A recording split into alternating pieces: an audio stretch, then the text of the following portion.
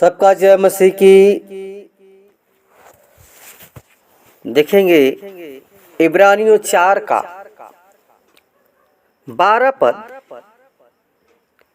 लिखा है, क्योंकि परमेश्वर का वचन जीवित और प्रबल और हर एक दोधारी तलवार से भी बहुत चोखा है और प्राण और आत्मा को और गांठ गांठ और गुदे गुदे को अलग करके आर पार छेदता है और मन की भावनाओं और विचारों को जांचता है।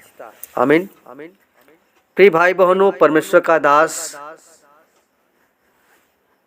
हमें समझाता है, आपको समझाता है। प्रियो, परमेश्वर का वचन जो है सामर्थी है, और जो परमेश्वर के वचन को सुनते आप हैं और परमेश्वर के वचन को पढ़ते हैं, तो परमेश्वर का वचन आपको हृदय को, मांस को, गुदे गुदे को वो वचन कायल करता है, यानी छेदता है। वचन प्रियो सामर्थी है और सामर्थ्य से भरा हुआ है। इसलिए वचन हम या पास्टर से हम वचन को सुनते हैं, उसके वचन के सुनने के बाद हमारे हृदय में वचन कार्य करता है, यानी हमारे पापों, जो पाप किए रहते हैं, पाप को वो दर्शाता है। पाप हमको समझ में आता है कि मैंने पाप किया है। इसलिए प्रियो, परमेश्वर का दास हमें समझाने का कोशिश करता है कि परमेश्वर का वचन जो है प्रियो, वो दोधारी तलवार से भी चोखा है, यानी इधर भी काटेगा, उधर भी, दाएं भी काटेगा, बाएं भी काटेगा और आर पार भी करेगा। इसलिए प्रियो, परमेश्वर के वचन को जब हृदय में काटे, छेदे, तो प्रियो इस मन जो है हमारा परमेश्वर की ओर फिरता है। इसलिए प्रियो, हम परमेश्वर के वचन को अब अगर हम देखते हैं तो इस्राएल का संपूर्ण घराना जो हम देखते हैं, प्रेरितों काम 2 का 31 और 37 पद में लिखा है कि इस्राएल का संपूर्ण घराना निश्चय जान ले कि परमेश्वर ने उसे प्रभु और मसीह दोनों ही ठहराया। यीशु को जिसे तुमने क्रूस पर चढ़ाया।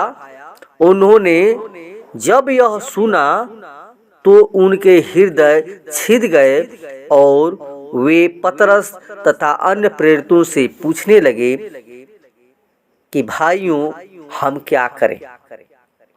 प्रियो, पतरस ने इस वचन से समझाया कि जान लो कि यीशु ही प्रभु और उद्धार करता है। यीशु ही उद्धार करता है और हमारे पापों के कारण क्रूस पर चढ़ाया गया,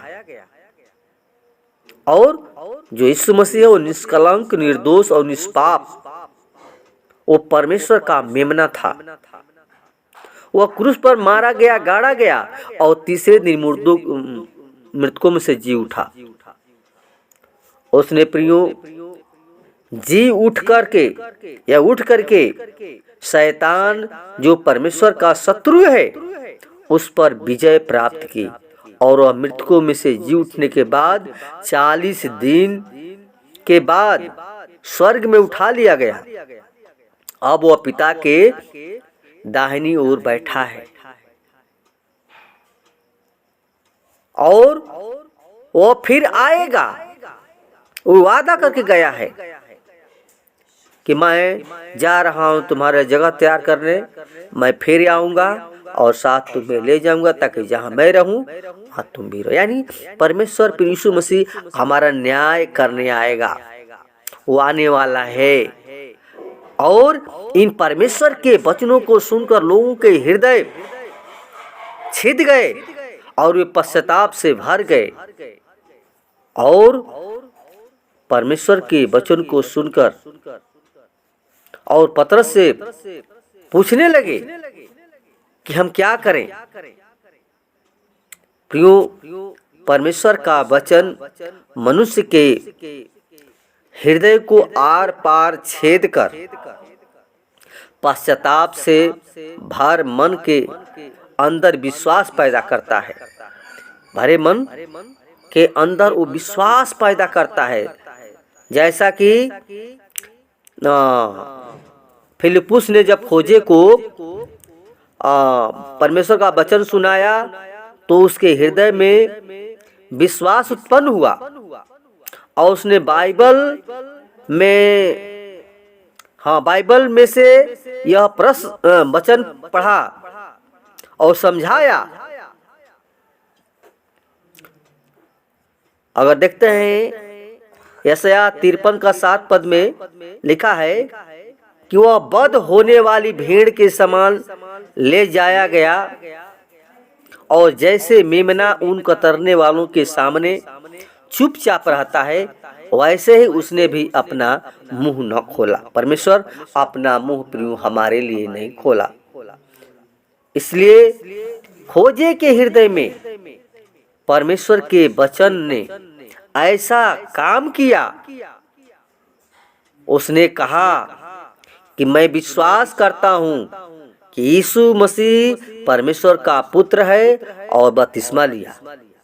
प्रियो, जब योशिय्याह राजा के दिनों में हिल्किया जो याजक को यहोवा की व्यवस्था के वचन में से पढ़कर सुनाया और ऐसा हुआ कि जब राजा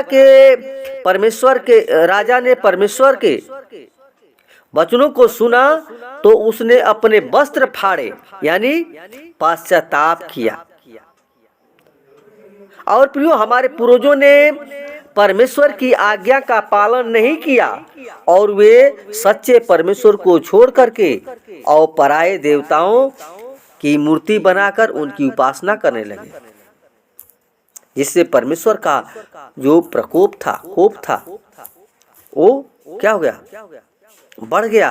उन लोगों के ऊपर विपत्ति डाली और इस बात को सुनकर राजा रोया और उसने परमेश्वर के सम्मुख अपने आप को दीन किया। इसलिए प्रियो, हमें भी अपने जीवन को प्रभु के सामने दीन बन करके और पश्चाताप करके प्रभु के सामने अंगीकार करें कि प्रभु यीशु मसीह तू ही हमारा उद्धार करता परमेश्वर है। अपने पापों गुनाहों को प्रभु के सामने अंगीकार कर लें, प्रभु आपके पापों को क्षमा कर दें। आमीन। वचन के द्वारा सबको बता करें। आमीन।